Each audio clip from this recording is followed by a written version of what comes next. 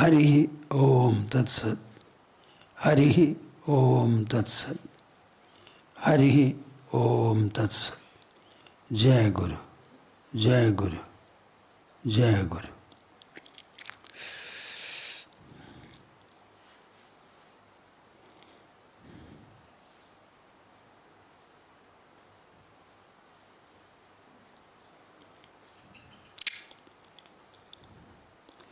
The more and more you advance in the pursuit of spirituality, spiritual wisdom, the more and more will you know that all that you have held on to firmly till now is illusory, illusory and illusory.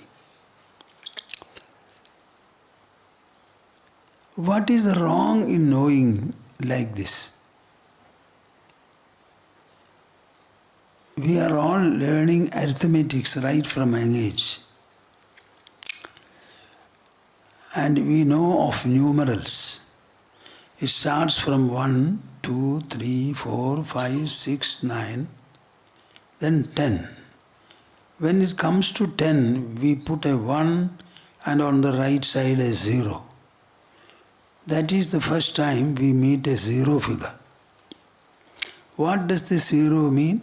It means nothing, 0.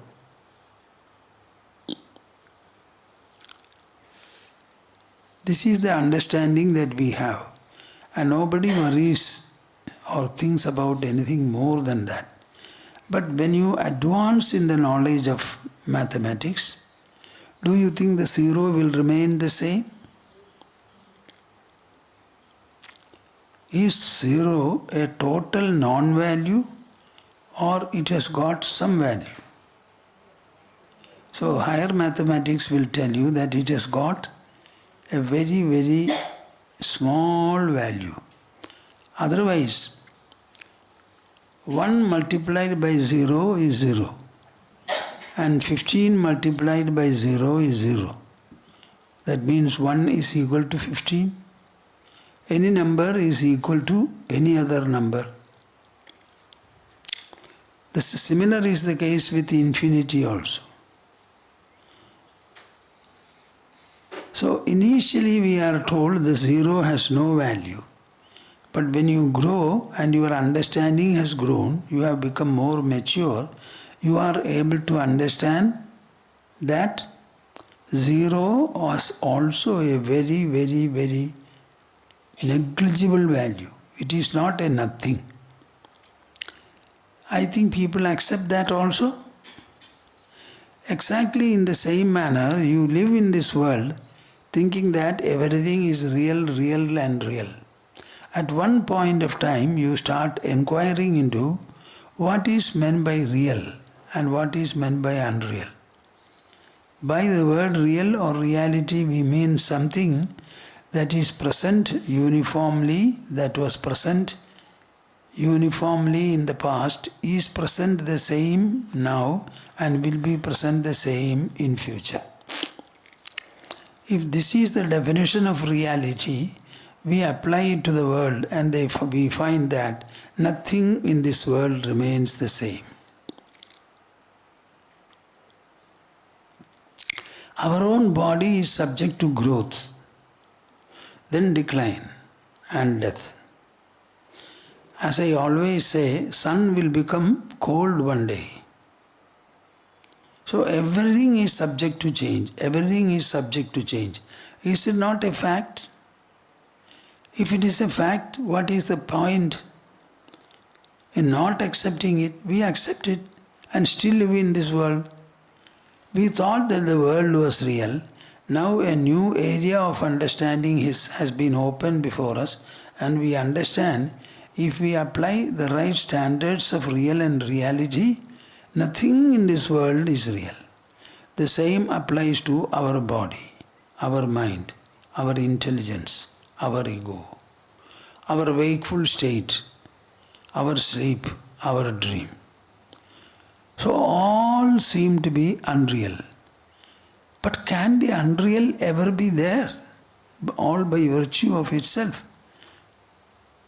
Everything is changing. So a changeable phenomenon by itself cannot remain. Then how is it that we are finding that things are remaining? My body is changing, mind is changing, intelligence is changing, ego is changing, but nevertheless, I still am there. I started saying I very long back, maybe when I was 1.5 years old. I continue to say I, and even at the age of 100 years, if you live that much, you will say I. As everything in my personality is changing is true, in the same manner, the I in me is not at all changing, it remains uniform. That also is our knowledge. By knowing that everything is changeful, but there is a changeless I in me. So my preference should be to the I and not to the changeful elements. So allow the changeful elements to be what they are. And so far as you are concerned, you have your refuge in the unchanging presence I. If you start doing so, you will find it will be a very good complement to your transitory life, bodily life. Otherwise, the transitory bodily life will be rudderless. In spite of the fact that all in my personality are changing, there seems to be something changeless, and that is the substratum. It is because of the substratum that these changes are taking place, and I also continue to be. My mind has changed, intelligence has changed, body has changed, ego has changed. Many things have changed, but still I am there. Suppose there is no unchangingness in me, do you think we can have any static relationship with anybody in the world? Your father was X when you started knowing him, and over the years he has changed. Therefore, who was your father when you were born? X. And is that father now there? No, he has changed. Then whom do you call father? So, in spite of the changeful nature of things, all the changeful things are rooted to a substratum which is not changing at all. So, to the knowledge that everything in this world is fleeting and transient, the other knowledge that all these changeful elements are having a substratum which is changeless. How is that substratum? It is just like the I in me. My body is changeful, mind, intelligence, ego, world, everything is changeful. My mother is changing, my father is changing, brothers and sisters, married, partner, children. In spite of it, there is something changeless in all of them. And that is what gives stability to our life. So don't you think the understanding of this unchanging substance gives you the stability you need, meaning and purpose to what you do, and it justifies your trust and confidence. We have a faith in this world. Your faith is not in the changeful world. Your faith is in the world, the changeful world, continuing to be. It continues to be because of the changeless substratum beneath. So this knowledge gives you what? The stability, the poise, the harmony, the assurance, the confirmation, the anchor for your life.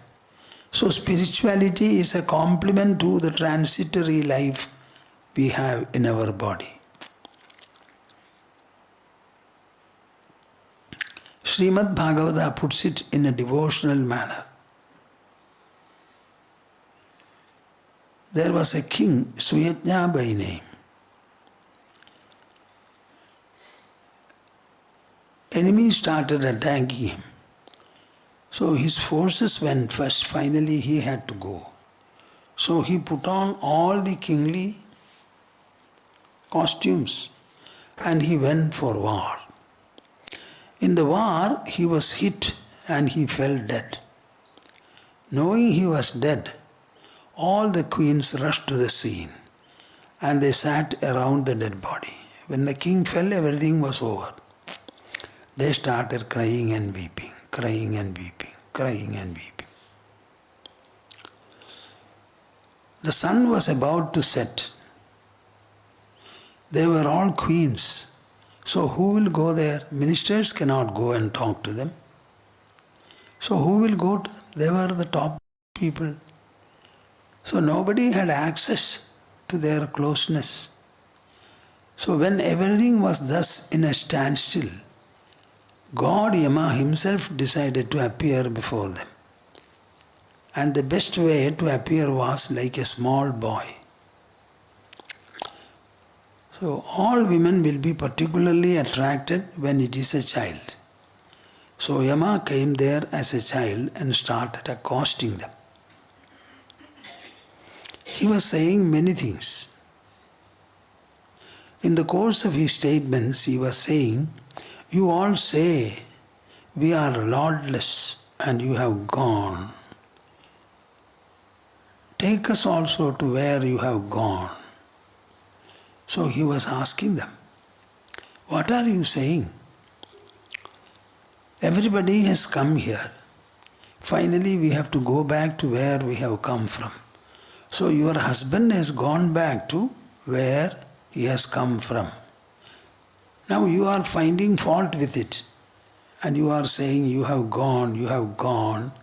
Let me know, will you remain ongoing? He has gone now. Maybe in the next few years you will also go. So being like him, why are you crying? See the reason. If you are different from him, you can cry. Now you are also like him, you will go after a few years or within a few years. Swayam sadharma anushochandi apartham. And by crying, can you get him back? No. Then why are you crying? The body will start decomposing minute after minute, hour after hour, day after day. So do you want the body to be decomposing and unable to bear the smell? You want to escape from here? Or will you escape from here in a knowledgeable, Viveka-oriented manner? Listen to me. I was a boy. When I grew up, I found that there was nobody by my side. I was abandoned when I was very young, and I remained in the forest, uneaten by wolves, untouched by anybody. How is it that I grew up with nobody caring me? So I have to tell you from my experience that Sarekshida Rekshadi Yohi Garbhe. There is only one protector who protects us in the mother's womb. That Rekshida protector alone is the protector when we come out and live also. So nobody is lordless. Nobody is lordless. Nobody is lordless. Learn it from me. That is why I have come to tell you. How did I survive in the forest? I was abandoned by my own parents. So we feel parents are this refuge. My parents never gave me refuge. They abandoned me. I still live because he who protected me in the mother's womb, he still is the protector. And this is so for all. One more point. What are you now lamenting upon? My dear Suyatna Lord, you have gone. You have gone. Who is this Suyatna? Is he not lying here? Then why do you say he has gone? Only his body is lying here, but he has gone. Oh, there is something different from the body then? So your Suyatna was not the body, but he was somebody who was living in the body, but different from the body. That Suyajna is missing now, he has gone. If this is your argument, let me ask you, how long were you married? For many years. In the many years that you were married and you were close to your husband, did you ever try to inquire who is in his body other than the body? When you called your husband, he responded. That responding note came not from this body, but from something else. Now it is not responding because Suyajna has gone. So that Suyajna, different from the body, was there when he was living. Having been in that association for so many years, did you ever try to see him or know him?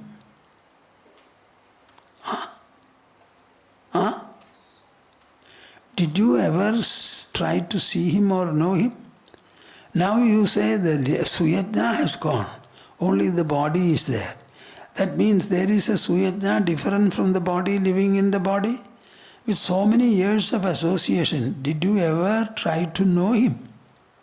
No. Then suppose he continues to live for another period, will you know him then? No. So my dear women, be illumined. Be illumined. Yashroda yonuvakteha sana sandrishyade kvajide. When you called him, he who was responding, answering, that Suyajna, the indwelling presence, you did not care to see after having lived with him for such a long time. Then what right do you have to lament for him now when he has left? So cast aside your delusion, get up, let the body be cremated, let royal arrangements be made for it. You get up, leave the body and go back to your residences. Try to think about the soul, be enlightened, be illumined. This body is inert. There is a presence which makes this body animate and active. That presence is the reality. That reality never comes and goes. It is ever present. Suyajna's body is damaged. That is why it is not responding. Nothing has happened to Suyajna, the indwelling presence. It was there like space, even now it is there. Try to realize it at least now in your own heart, in your own mind, in your own intelligence. What do you say? What do you say? Sa rekshida rekshadi yo hi garbhe. He who protects everybody in the mother's womb alone is the protector when we come out also. So nobody is lordless. The world is not lordless. Nothing is lordless. Other than the Lord, everything is changeful and fleeting. This knowledge helps you to live in this world. As long as the body is there, you will have to eat food, nourish it. As long as you have children around, interact with them. As long as society is there, honor the society. Interact with the society. Try to do what is beneficial to them. But understand that all are fleeting. These are all unreal. They will vanish. There is an unvanishing truth that is invisible. That is the support and anchor for everything. This knowledge is to enable you to live in this world, responding to situations when called for, and be peaceful, harmonious and fulfilled. Hari Om Tassa. Jai Guru, Jai Guru, Jai Guru.